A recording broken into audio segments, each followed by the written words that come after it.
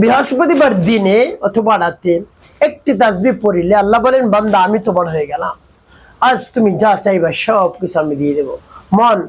মনে যত আশা আকাঙ্ক্ষা রয়েছে সব পূরণ করে দেব, যত বেদনা রয়েছে সব দূর করে দেব। তো প্রিয় ভাই বোনেরা, যত ধরনের সমস্যা রয়েছে, কঠিন রোগে আপনি আক্রান্ত হয়ে পড়েছেন, রোগ থেকে কোনোভাবেই মুক্তি পাচ্ছেন না, যত ঔষধ সেবন করছেন কাজ হচ্ছে না, তারপরে বিপদের উপর বিপদ, কঠিন থেকে কঠিন বিপদের মধ্যে পড়ে গিয়েছেন, টাকা নাই, পয়সা নাই, অর্থ নাই, আপনার সন্তান অবাধ্য, স্বামী অবাধ্য, স্ত্রী অবাধ্য, তারপরে মিথ্যা মামলা মোকদ্দমা আপনি ফেঁসে গিয়েছেন, চতুর্দিক থেকে হামলা আর হামলা, চতুর্দিক থেকে বিপদ আর বিপদ, তারপরে শত্রুর যন্ত্রণা আপনি টিকতে পারছেন না। তাসবিহ পাঠ করুন, সবকিছু আল্লাহ রাব্বুল আলামিন দূর করে দিবেন, মনের সব ধরনের ব্যথা বেদনা দূর করে দিবেন, আশা আকাঙ্ক্ষা পূরণ করে দিবেন, যা চাইবেন তাই আল্লাহ রাব্বুল আলামিন দান করবেন।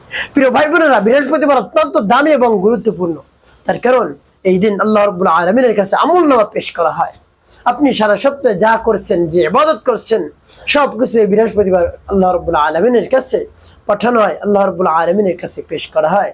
তো প্রিয় ভাই বোনেরা, এই জন্য আল্লাহর হাবিব সাল্লাল্লাহু আলাইহি ওয়াসাল্লাম বৃহস্পতিবার অন্য দিনের তুলনায় বেশি ইবাদত করতেন। কেন? যে আমার আমলনামাটা যদি নামাজরত অবস্থায় যায়, রোজারত অবস্থায় যায়, কোরআন তেলাওয়াত করা অবস্থায় যায়, জিকির করা অবস্থায় যায়, তাসবিহ তাহলিল পড়া অবস্থায় যায়, তাহলে কতই না উত্তম। সুবহানাল্লাহ বিহামদি। তাই নবীজি সাল্লাল্লাহু আলাইহি ওয়াসাল্লাম যদি সেই চিন্তা করে থাকেন, আমাদের কি চিন্তা করা উচিত? এই জন্য বৃহস্পতিবার অত্যন্ত দামি, বছরে 5টি রাত দামি বৃহস্পতিবার, 2 রাত্রি, শবে বরাত, শবে কদরে 5টি রাত দামি। তাই বৃহস্পতিবার রাত অত্যন্ত দামি এবং গুরুত্বপূর্ণ। এই সময়টাকে আপনি কাজে লাগান, দেখবেন আপনার জীবন একেবারে চেঞ্জ হয়ে যাবে। চাওয়া মাত্রই রব্বুল কারীম সব কিছু দান করবে। প্রিয় ভাই বোনেরা, তার কারণ সকল খাজানার মালিক আল্লাহ রাব্বুল আলামিন।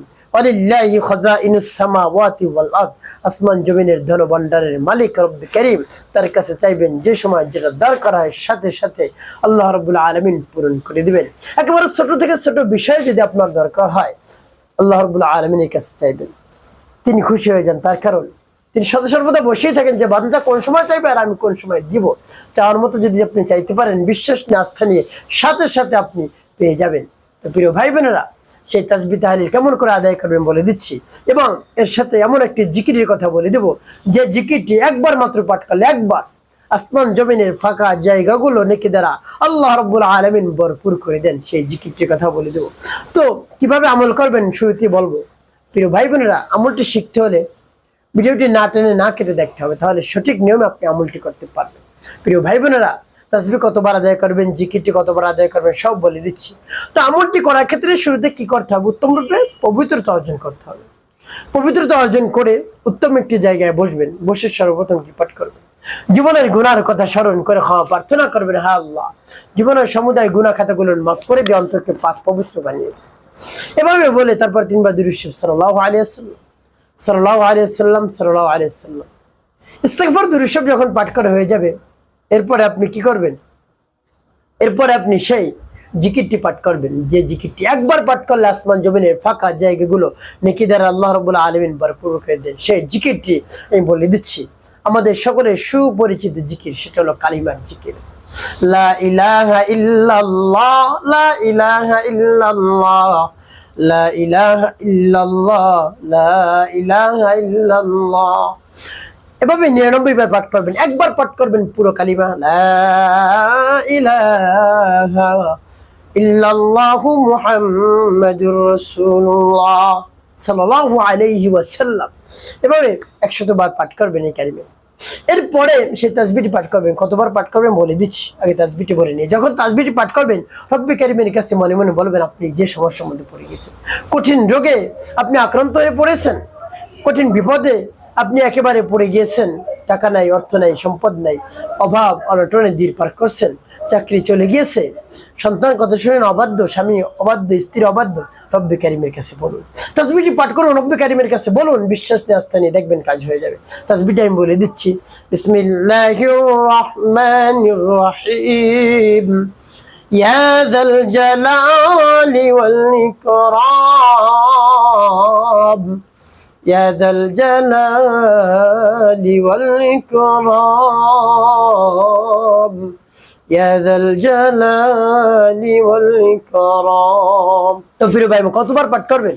গুনি 11 বার পাঠ করবেন। যখন পাঠ করা হয়ে যাবে, শেষে নবীজি সাল্লাল্লাহু আলাইহি ওয়াসাল্লামের মুহাব্বত নিয়ে, ভালোবাসা নিয়ে আপনি 5 বার দুরূদ ইব্রাহিম পাঠ করবেন। আল্লাহুম্মা সাল্লি আলা মুহাম্মাদ ওয়া আলা আলি মুহাম্মাদ কামা সাল্লাইতা আলা ইব্রাহিম ওয়া আলা আলি ইব্রাহিম ইন্নাকা হামিদুম মাজিদ। আল্লাহুম্মা বারিক আলা মুহাম্মাদ ওয়া আলা আলি মুহাম্মাদ কামা বারাকতা على إبراهيم وعلى آل إبراهيم إنك حميد مجيد اللهم صل على محمد وعلى آل محمد كما صليت على إبراهيم وعلى آل إبراهيم إنك حميد مجيد اللهم بارك على محمد وعلى آل محمد كما باركت على إبراهيم وعلى آل إبراهيم إنك حميد مجيد اللهم صل على محمد وعلى آل محمد كما صليت على إبراهيم وعلى آل إبراهيم إنك حميد مجيد اللهم بارك على محمد وعلى آل محمد كما باركت على إبراهيم وعلى آل إبراهيم إنك حميد مجيد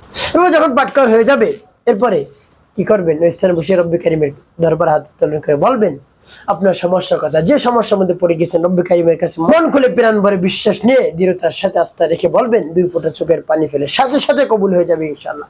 মনের ব্যথা বেদনা আল্লাহ রাব্বুল আলামিন দূর করে দিবেন, আশা আকাঙ্ক্ষা পূরণ করে দিবেন। একটি কাজ আপনাকে করতে হবে, 5 ওয়াক্ত নামাজ আদায় করতে হবে, মানুষের খিদমত কল্যাণে কাজ করবে। অবশ্যই আপনার জীবন সুখময় হবে, শান্তিপূর্ণ হবে।